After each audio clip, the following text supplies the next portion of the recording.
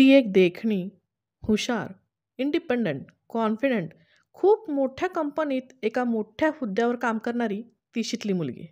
स्वतःचे निर्णय स्वतः घेणारी आणि झिरोमधनं हिरो झालेली, स्वतःच्या बळावरती, स्वतःच्या कर्तृत्वावरती मोठी झालेली ही एक मुलगी.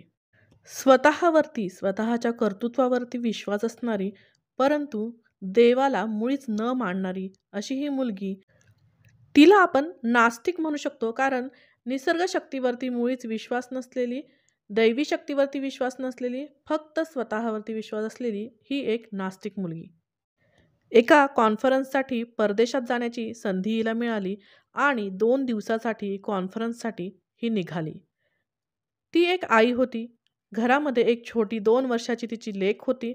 त्या लेकीला स्वतःच्या आईकडे सोपवून ही त्या कॉन्फरन्ससाठी विमानाने कॉन्फरन्सला जाणार होती. जाण्यासाठी तिने एक टॅक्सी बुक केली आणि ही टॅक्सी घेऊन ती निघाली. जातानाच रस्त्यावरती एका आजीला या तिच्या गाडीचा धक्का लागला आणि ती आजी रस्त्यावरती कोसळली. हिचा ड्रायव्हर खाली उतरला. त्या आजीला त्याने उचललं आणि ही सुद्धा त्यावेळी बाहेर आली. आजीला जास्त काही लागलं नव्हतं, तरी पण आजी मात्र हिला सोडायला तयार नव्हती. त्या आजीने हिला खूप घोळात घेतलं, तिला जाऊ दिलं नाही आणि तिथेच तिच्याशी वाद घालत बसली. आजीचं एकच म्हणणं होतं, मी तुला आत्ता जाऊ देणार नाही. काहीही झालं तरी तू आत्ता जायचं नाहीयेस, तू विमानाने प्रवास करायचा नाही, तू इथेच थांबायचं. हिला काहीच कळायला तयार नाही की ही आजी, जिला लागलेलंही नाही, ती मला का थांबवून ठेवत आहे. खूप वेळ वादावादी करून शेवटी त्या आजीला थोडे पैसे हिने दिले आणि समजावून तिने त्या आजीला बाजूला केलं आणि ही विमानाच्या दिशेने, एअरपोर्टच्या दिशेने निघाली. हिला त्या आजीमुळे खूप उशीर झाला होता. आजी ते कशामुळे वाद घातला हिला काहीच कळत नव्हतं, परंतु तिला उशीर खूप झाला होता आणि एअरपोर्टपर्यंत जाईपर्यंत हिची फ्लाईट जी आहे ती मिस झाली होती.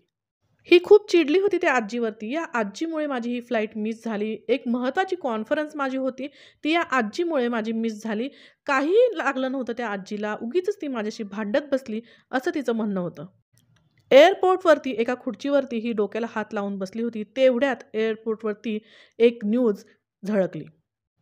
जी फ्लाईट ती पकडणार होती, त्या फ्लाईटचा ॲक्सिडेंट झाला होता आणि फ्लाईटमधल्या बऱ्याच लोकांचा मृत्यू झाला होता. अगदी 10 मिनिटाच्या फरकाने हिची फ्लाईट मिस झाली होती आणि त्या फ्लाईटमधले बरीचशी लोकं जी आहेत ती मृत्युमुखी पडली होती. ती सुद्धा त्या फ्लाईटमध्ये जाणार होती आणि कदाचित त्या मृत्युमुखी पडलेल्या लोकांमध्ये तिचंही नाव असू शकत होतं. ती रस्त्यावरची आजी कोण कुणाची तिला माहिती नाही, परंतु तिने हिच्याशी का वाद घातला?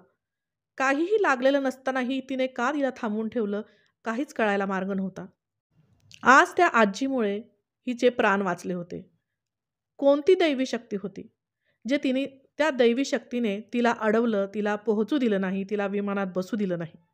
नवरात्रीचे दिवस होते ते. हातात काठी घेतलेली, कपाळावरती मोठं कुंकू असलेली ती आजी कोण होती? साक्षात देवी भवानी होती का? स्वतःच्या बाळाला, मुलीला सोडून जाणारी ही आई आणि तिला वाचवणारी ती आईच होती का? कोण होती ती आजी? तुम्हीच ओळखा, कोण होती ही साक्षात भवानी माता होती का?